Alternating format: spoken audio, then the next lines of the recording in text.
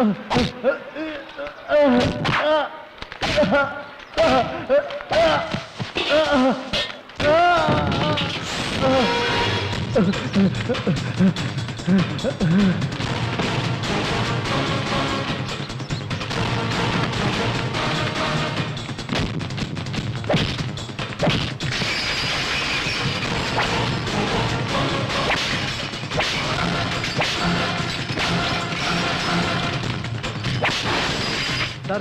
आप एक टीचर को पागल की तरह मार रहे हो।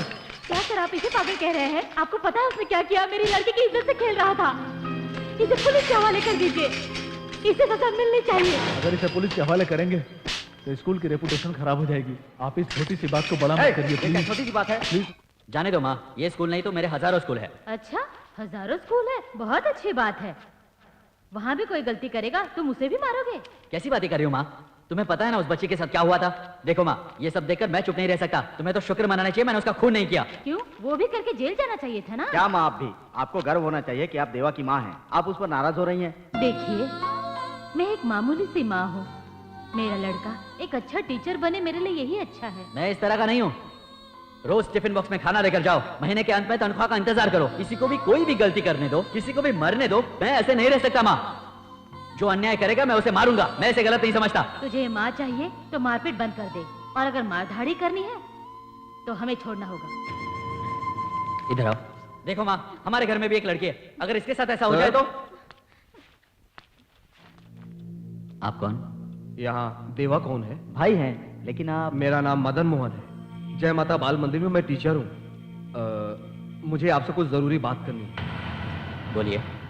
सर, मैं जिस स्कूल में पढ़ा रहा हूँ वहाँ 518 बच्चे पढ़ाई कर रहे हैं। कक्षा 1 से लेकर के 5वीं तक के बच्चे वहाँ पढ़ रहे हैं, क्योंकि वहाँ पर सुविधाएं भी नहीं और सुरक्षा भी नहीं है। मैंने कई बार मैनेजमेंट को लेटर लिखा और बोला भी, कोई सुनने के लिए तैयार नहीं है सर। इसलिए मैं आपके पास आया हूँ। मैं चाहता हूँ कि आप इस पर तुरंत एक्शन लें। ठीक है, तो पिटीशन दे दो। ये लीजिए सर। दे दिया ना, अब जाओ। ठीक है सर। पागल कहीं का, मुझे सिखाने आता है। क्या करना है मुझे पता है। सर, मैं अपनी फाइल भूल गया।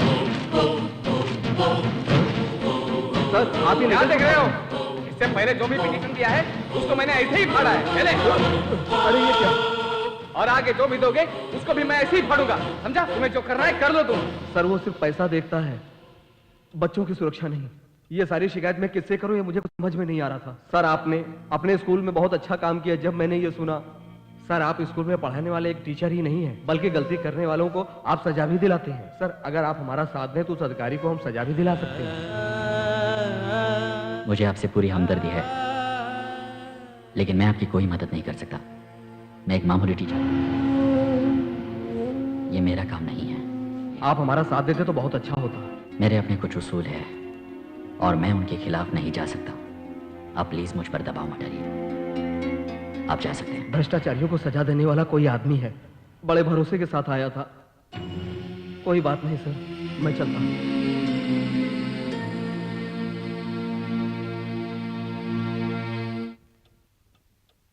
आज की ताजा खबर। जय माता बाल मंदिर स्कूल में आग लगने की वजह से 48 बच्चे जलकर मर गए हैं और 200 बच्चे घायल हैं। उन बच्चों को मलबे से निकालने के लिए फायर ब्रिगेड को बुलाया गया है, लेकिन बच्चों की पहचान होना बहुत ही मुश्किल हो गया है। उनके माता पिता अपने अपने बच्चों की राह देख रहे हैं, लेकिन फिर भी वो उन्हें पहचान नहीं पा रहे हैं। उनके माँ बाप एजुकेशन डिपार्टमेंट को दोषी ठहरा रहे हैं, लेकिन ये आग लगने की वजह अब तक समझ में नहीं आई है। हमारे संवाददाता और हमारे कैमरामैन वहां पर मौजूद हैं और वहां की स्थिति आपको बता रहे हैं। सर, अब आप तो खुश है ना? 48 बच्चे जल गए, 200 बच्चे घायल हैं जो मौत से लड़ रहे हैं। 4 दिन के बाद जाके स्कूल में मोमबत्ती जलाना, क्या आप लोग उस भ्रष्टाचारी अधिकारी को सजा नहीं दिला सकते जो लोगों से पैसे लेकर के एक स्कूल का लाइसेंस देता है? तुम्हें और उसमें कोई फर्क नहीं है।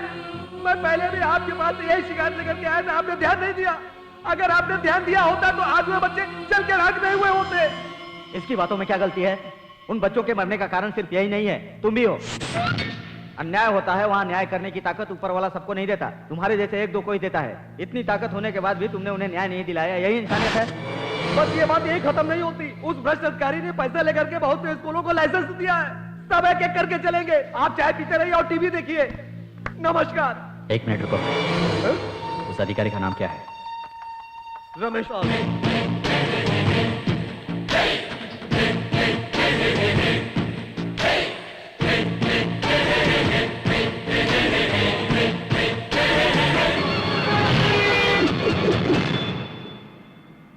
मैं खुद घटनास्थल पे गया हूं।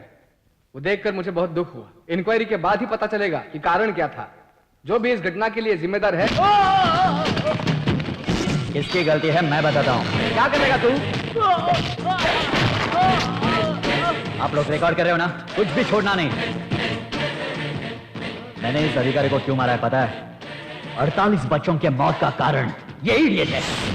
एसी रूम में बैठकर रिश्वत लेकर चंद पेपर पर तुमने साइन कर दिया और उसी वजह से 48 बच्चों की मौत हो गई। बताओ, तुमने लोगों से रिश्वत लेकर रिकॉग्निशन ऑर्डर पे साइन किया था, है ना? बता मुझे। बता। क्यों? वहां पर जाके बोल। जा।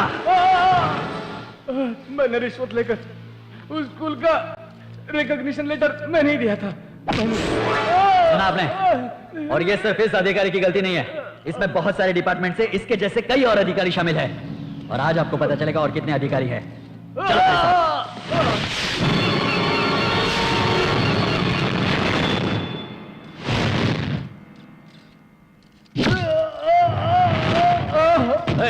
चलो डबे, ध्यान से सुनिए। हमारी सरकार ने यह नियम बनाया है कि हर एक स्कूल की एक एक बिल्डिंग होनी चाहिए और उस बिल्डिंग में होना चाहिए आरसीसी रूफ। स्कूल में कम से कम 2 गेट होने चाहिए। बिल्डिंग सही है या नहीं ये देखने के लिए ऑफिसर आना चाहिए। कलेक्टर एक इंजीनियर भी भेज सकता है।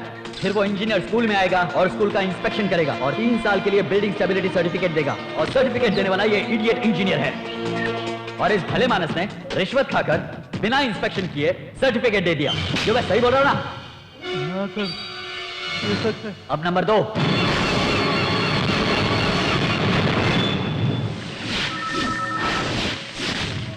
तुम रेवेन्यू ऑफिसर हो? हाँ मैं हूँ। चलो। इंजीनियर के दिए हुए बिल्डिंग स्टेबिलिटी सर्टिफिकेट को लेकर बिल्डिंग लाइसेंस देते हैं। उसके लिए तहसीलदार ऑफिस से एक रेवेन्यू ऑफिसर लगता है, लेकिन इसमें रिश्वत ली। बता क्या किया? उनका झूठा रिपोर्ट सबमिट किया। बता। हाँ सर, मैंने रिश्वत ली है। ये सच है सर। हाँ मैं तहसीलदार बोल रहा हूँ। पहले खबर भेजो फिर बाद में बात करूंगा। कौन हो तुम लोग? तुम्हारा शिक्षक। झूठा रिपोर्ट सबमिट किया रेवेन्यू ऑफिसर ने, तो उसे सजा इस तहसीलदार ने देनी चाहिए। लेकिन शर्म की बात तो यह है कि इसने भी रिश्वत लेकर उन्हें लाइसेंस दे दिया। बता उन्हें, सच बता। 2 लाख रुपया रिश्वत देकर मैंने ही सर्टिफिकेट दिया था। अगला आदमी।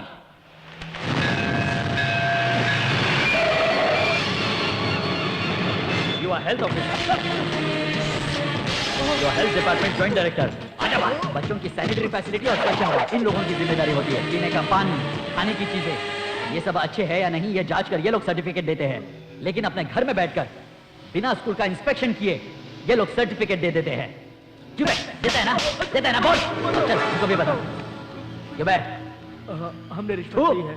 बस इतने ही नहीं, अभी और भी है। अपना टेप बदल दो।